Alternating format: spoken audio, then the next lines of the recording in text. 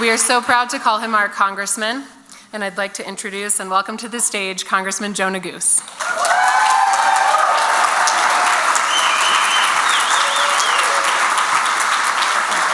you.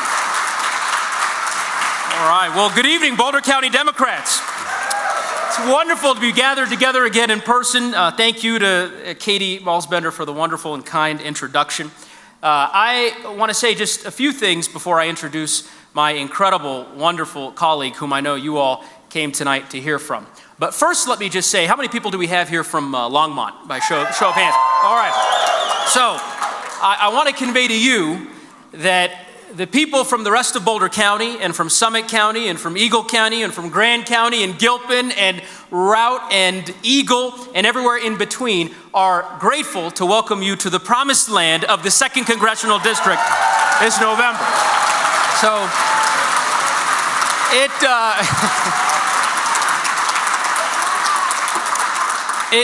it has been the honor of my life to represent this wonderful community that we're all so blessed to call home. And I couldn't be more excited about being able to be gathered with all of you together in person. As Katie said, it's been a few years since we were together in person. A few months ago, when I got a call from Katie about this dinner, I thought that she was calling to extend an invitation to me. I was very mistaken. She said, Joe, I'm calling you for a different reason. I'm calling because we need to have a big speaker for our annual dinner. And of course, some of you will remember the last speaker, the in-person dinner that we had was another one of our colleagues, Representative Ocasio-Cortez from New York. Yeah. So I said, okay, well, Katie, who do you want? Because the Boulder County Democrats, they are, I'm not gonna say needy. They are very, they expect excellence. Expect excellence. So I thought they're gonna ask me for, President Obama. They're gonna ask me for, famous United States senator. So I said, who would you like? I list off all these names. Now we're not interested in any of them. We want Katie Porter. All right, Katie Porter. So, and I was not surprised because, of course, I've had the privilege and the honor of getting to know Katie really well over the course of the last several years. We were elected together in the class of 2018. Katie mentioned that we've adjusted the program a bit because, tragically, tonight, her community, just a few hours ago, was ultimately the scene of yet another mass shooting. Some of you may be aware of this, may have saw it on Twitter or the news notifications in the last 2 hours. A church in her district where tragically one person has died and 4 people are wounded. And that comes on the heels, of course, of the terrible mass shooting that we woke up to this morning in Buffalo, New York, that our friend and colleague, Representative Singer, mentioned. This morning, my wife and I were talking about what happened in Buffalo. And of course, we now know that it, like so many others, El Paso, Pennsylvania, was a hate crime. It was motivated by racial animus. We were talking about how we would explain what's happening in our country right now to our daughter, Natalie, whom many of you have met. She turns 4 in August, certainly not old enough to fully appreciate everything that's going on. And there was one quote that moved me, and I suppose occurred to me as I was thinking about and processing the events of yesterday, which is from Nelson Mandela, one of the wisest men I think to have ever walked the earth, who once said that no man is born hating another person because of the color of their skin or their religion or their race. You have to be taught to hate. And if you can be taught to hate, you can be taught to love, because love comes much easier to the human heart than the opposite. So I hope we can find a way, charting through these incredibly difficult times we find ourselves in, to find that common love and common humanity in each of us and in each other. And there's certainly no one who does that better, in my view, than my good friend Katie Porter, who you all, of course, know from her famous televised hearings. Of course, how many of you have seen Katie Porter question a CEO? How many of you have seen a bank executive tremble in the House Oversight Committee? The scariest invitation that you can get in Washington, D.C. right now is an invitation to testify in front of Katie Porter's committee or subcommittee. Because every CEO in America, every corporate executive, they know that when they come in front of Katie Porter's committee, she means business. And And it's because she has spent her life in the trenches fighting for working people, giving voice to the voiceless. She is, better educated than me, certainly. Yale and Harvard, taught as a law professor for many years. She could have been making millions in the private sector with her pedigree. And yet, she decided to work on behalf of the public. When then Attorney General Kamala Harris in California, back in 2012, height of the housing crisis, you all will remember it vividly, when she needed someone to manage the payouts to consumers who had been wronged by mortgage companies and big banks, she chose Katie Porter. When in 2018, the people of Orange County had decided that they were tired of having Republican representation literally for 60 years, they chose Katie Porter. And she won in a seat that had never been held by a Democrat ever before. And I have to explain to you how unique it is, this versatility, that she could be the deputy chair of the Congressional Progressive Caucus and represent a district that is a third Republican, a third Democratic, and a third unaffiliated. This is not Boulder, Colorado, the district that she represents. She has to go out every day and convince people who have a completely different worldview than her own about why her vision for our country is the one that ultimately should govern in Washington, D.C. And she has done it so incredibly well. You all know this. You've seen her on the television screens. You've seen her in the committee hearings. She's done an incredible job in just her short 3.5 years in Congress. I'm delighted to call her a friend, a colleague, and the Congresswoman for California's 45th Congressional District. And dare I say, after we re-elect her this November, be sure to send her a check, by the way, if you can. But after we re-elect her in November, I think she may very well be our next United States Senator from the great state of California. So let's bring to the stage a big Boulder welcome to Representative Katie Porter.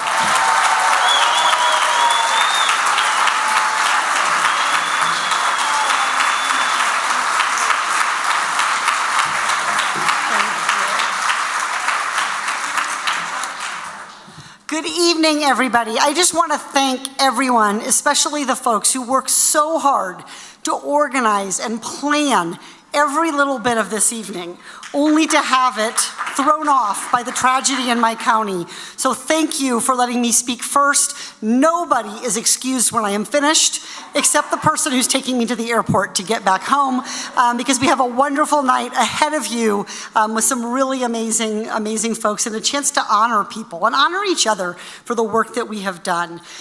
Thank you for all of the work that you do. In purple districts like mine, the support of blue counties like this makes all the difference. It is a team effort, and you are part of the team that we are building to win in places like Orange County. So thank you for everything that you do. Joe gave a very fulsome introduction. Thank you, my friend. But I want to start by just introducing myself by telling you the favorite. I've been called a lot of names. It comes with the territory in Congress. But the favorite thing I've ever been called is the San Francisco Chronicle said I am Congress's watchdog and single mother. And it's true. I am raising 3 lightly supervised children as a single mother in Irvine, California, and I really, really love oversight. I love oversight so much that I got the California DMV to give me a vanity plate for my Country Blue 2011 minivan that spells out OVRSITE. And I will tell you, if you're thinking that you too have that kind of oversight energy, beware that if you get that license plate, you must stop at every stop sign. No California stops, even in California, if your license plate says oversight.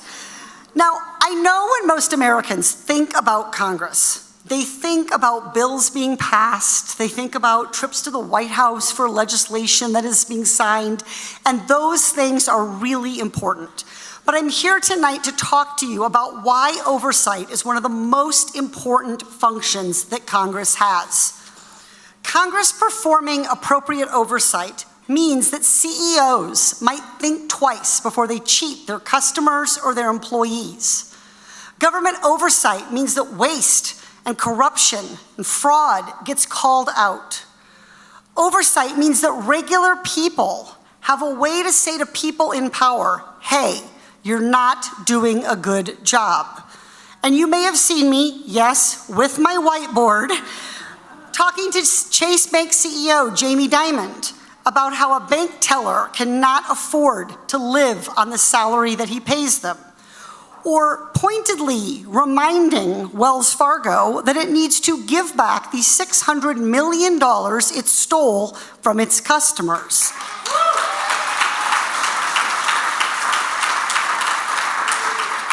For me, oversight is about being a watchdog for families, for the people, for their budgets, for their tax dollars, for their retirement savings, and making things a little easier for families in a world, in a country where things are too often tilted against them is why I love this job.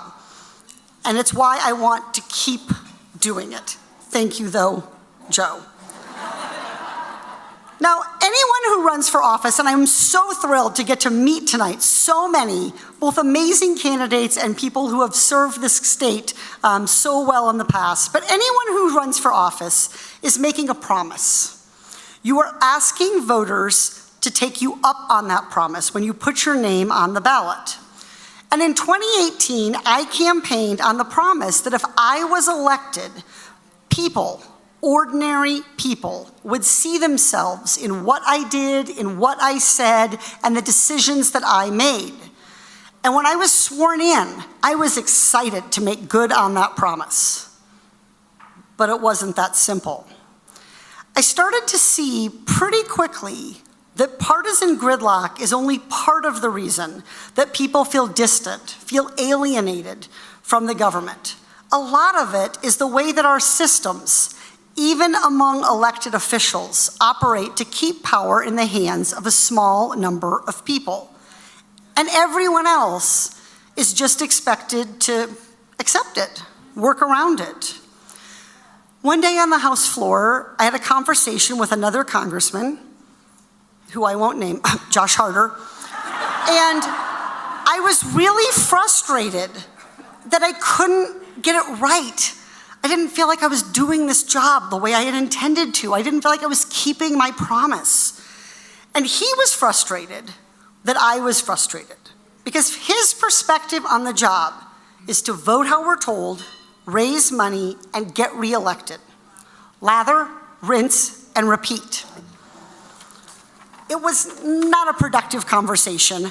And at the end, Josh threw up his hands and he said, well, I just think you and I have very different ideas about what this job is. We do. We do. And it took me a while to find a way to do this job in a way that felt true to the promise that I had made to my voters. The committees that I sit on have hearings, and every member, no matter how junior, no matter how much the committee chairperson may not like you, no matter where you're from or what your background is, every member gets the same 5 minutes. No more, no less, except sometimes Joe lets me go over. I get 5 minutes, every member gets 5 minutes in those hearings to ask the people who've come to testify, usually somebody with wealth or power or privilege, someone with high status, we can ask them anything. Now, there is a customary way that we are supposed to do this in Congress. If you like the person, you're supposed to butter them up. Ask them easy questions. Thank them. It's all very friendly. And if you don't like them, what you're supposed to do is make speeches at them. Just let them have it. They love that because they just sit there just like my children. When I yell at them, they just let it wash over them. That's not what I was there for, though. These were my 5 minutes. These were your 5 minutes. These were my constituents' 5 minutes. And I figured that part of the job I was sent to do was to simply, clearly ask for the truth from powerful people who appeared before committees. And one day, Jamie Dimon testified before the committee. Jamie Dimon's a billionaire, a man who has told many a president what he should do. I guarantee you the cost of his suit would pay many students' loan debt off in full. Politicians usually ask him complex questions about fiscal policy or about how his bank operates or how to improve our economy. I had a simple question. How could someone who works as a teller at one of his banks afford to live on the salary that the bank pays them? Because his bank, JP Morgan Chase, has a lot of money. I mean, a lot of money. And they pay their executives and their brokers extremely well. But the people who do the unglamorous work, the necessary work of making sure that banks themselves function, don't get paid much at all. And I wanted Dimon to tell me. He is, after all, a self-described financial genius. How a teller should live on the salary that he pays. So I wrote out on my whiteboard the monthly budget of an ordinary person, a single mom with one kid living in Irvine, California. Typical expenses balanced against teller's salary. I put that up on the whiteboard so there'd be no confusion, and we did the math together. It did not add up. Now, Dimon, maybe to his credit, did answer my question honestly. I don't know, he said. I asked him if the person should take out a loan on a JP Morgan Chase credit card. I don't know. Should they overdraft at his bank? I don't know. He just kept repeating. Now, he didn't say the exact words, but the message was clear. I don't know how someone can live on the salary that I pay them. He had never thought about whether his employees could make ends meet. Now, video of that exchange went viral, it was on TV, and I'm glad people liked what I was doing, but my job is not to go viral. But a little while later, I got a call at my office from a teller, someone who had been a teller at one of JP Morgan Chase's banks, and she had a message for us. The budget that I had put up on my whiteboard, that was her budget. That's how she lived. The question I had asked that he couldn't answer was one that she had to find an answer to every single month. I never thought I'd see someone in Washington, D.C. talking about my life, she said, especially not to someone like him. For that 5 minutes that Jamie Dimon and I went back and forth, the woman who called me saw herself in that exchange. She saw her life at the heart of American power. And for those minutes at least, the heart of American power saw her too.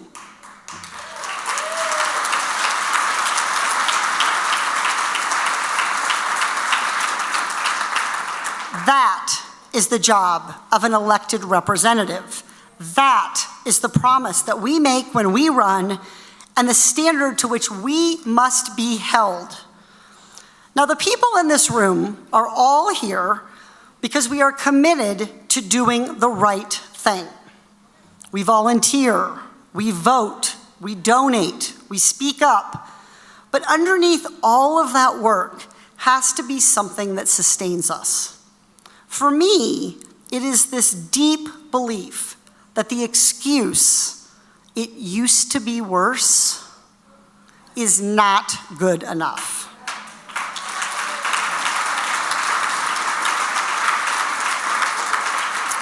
So I want to take you back almost 2 years to the day to the first few months of the pandemic, when Americans were dying, cases were climbing, the disease was winning, and we didn't have really any tools to fight it. Congress convened the nation's top public health experts in a walnut-paneled room for a hearing, and one after the other, from the top of the dais down in seniority, representatives, my colleagues, asked what could be done. and looking through their wire rim glasses, consulting their notes, the experts acknowledged the problems that my colleagues described. Now, I sat in the corner, the farthest corner in the bottom row. I was the very last to question. And when my time came, I used my whiteboard to show the costs of getting a COVID test. And I asked the CDC director, the nation's top doctor, to make COVID testing free. Dr. Redfield thanked me for my answer. He accepted the high costs on the whiteboard as accurate. He described the complexities of testing and medical billing. He promised to look into it. And the other experts nodded their gray heads in agreement. But I was not done. I was not going to let that hard decision roll downhill to some working mom who would have to worry about whether or not they could afford a COVID test when someone in their family started to cough. Not good enough, I said. What will you do? Will you do what the law already says you can do and make testing free? He blinked, and he whispered to his aide. Finally, he said, I think you're an excellent questioner. The answer is yes. That was a big win for the American people.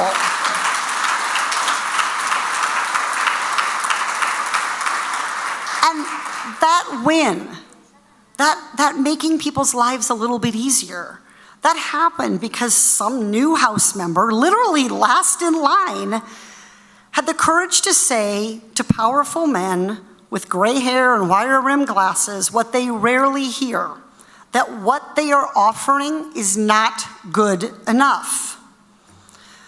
But many of us are pretty quick to say that or to think that about ourselves. I asked myself this morning whether I'm good enough as a candidate, good enough as a representative, good enough as a mother. We need to stop asking ourselves if we are good enough, because we are.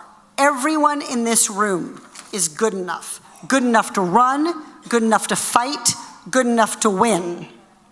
And if we believe that, we can tell the forces that are holding us back, we can look them straight in the eye and tell them, not good enough. Do better. And if we're asked to just accept that corporations are raising prices on basic necessities while their CEOs are getting millions in bonuses and their shareholders are getting billions in stock buybacks, we need to say, not good enough. And if we're told we just can't find a way to have affordable childcare so that every parent who wants to can go to work confident that their child is safe and valued, we need to say, not good enough. Do better. And when someone tells us that it really would be better if our mothers and sisters and daughters and friends and colleagues were not able to decide what to do with their own bodies, say it with me, we need to tell them, not good enough.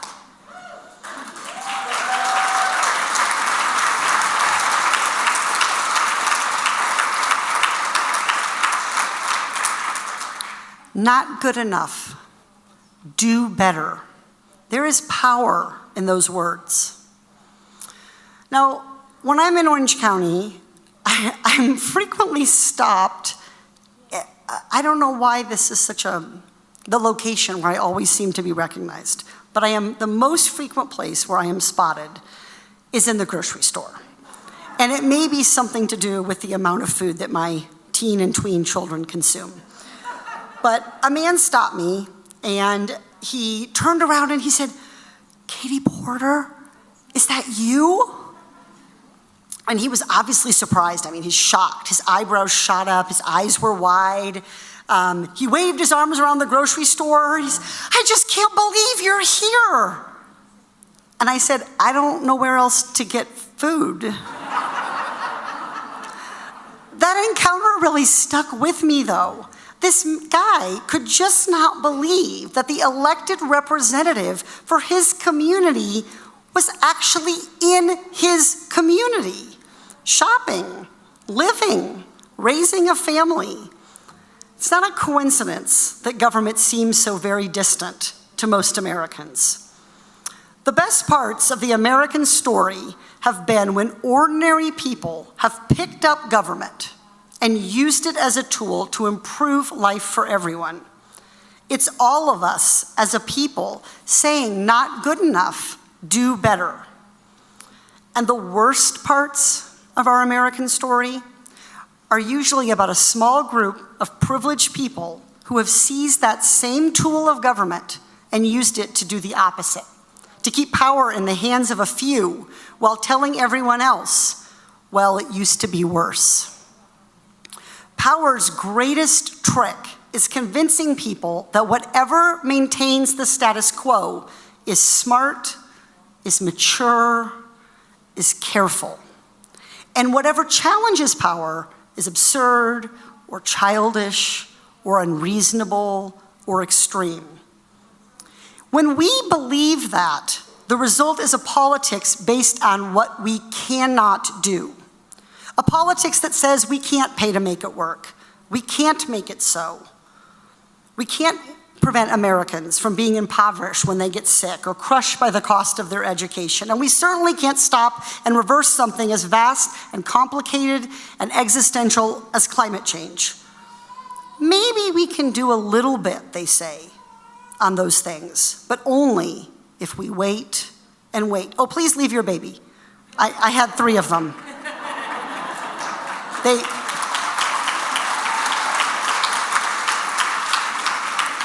You hear as a mom a crying baby, but what all these folks in this room just heard is a future voter.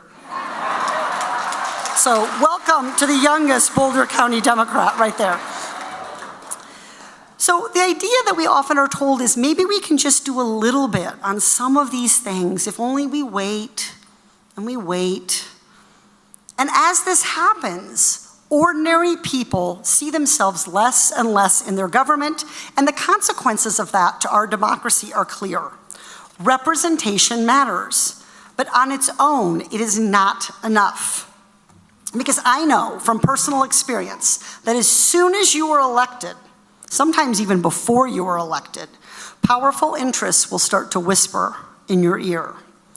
They'll whisper through the editorial pages of respectable newspapers, through well-meaning comments from colleagues, the opinions of a seemingly endless supply of gray-haired men with wire-rimmed glasses and fancy titles about how hard it is to get things done in government, how important it is that we set realistic expectations, how vital it is that we not try to take things too fast, that we don't try to take change too far, that we don't have too high of expectations.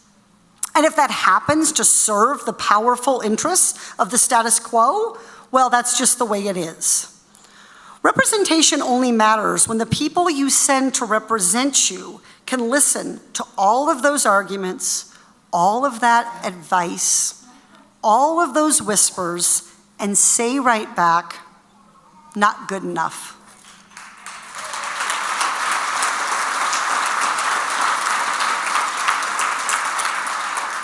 Now, with apologies to Katie, my host, I didn't come here this evening to ask you to give more. I think the finance director somewhere just burst into tears. I know you have already given, some of you till it hurts, and you will give again. I know that here in Colorado, you have run for office and knocked doors and sent texts and made calls and registered voters. I didn't come here this evening to ask you to give more because I know that you will. I came here to ask you to change your expectations of me and of everyone else that you elect to government. I want you to expect us to talk about our priorities, not as one big number or another big number, but as clear plans to make your life easier. I want you to expect us to make powerful people publicly answer for how they treat ordinary people. I want you to expect to see results, not to hear excuses. I want you to expect that when times are hard, government won't leave you to fend for yourself. I want you to expect to see your lives and your experiences at the center of American power. This is a hard thing I'm asking of you because it means you cannot be cynical, not even a little. It means you have to stay in the fight. And if you ever hear me or anyone else you trust with your vote talking about how hard it is to get things done, or letting some powerful person get away with a smooth non-answer, or telling you that's just the way it is, I want to hear you say, not good enough, do better. And if we don't, I want you to find someone else who will. Because this is your democracy. This is your government. And only you, each of you, gets to say when it's good enough.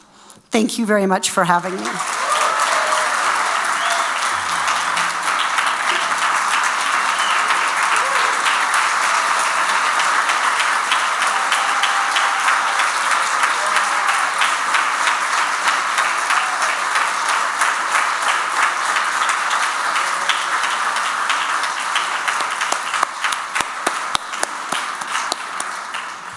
All right, folks, have a great night. No, that is a tough act to follow. A special thanks to Representative Katie Boulder. Another round of applause.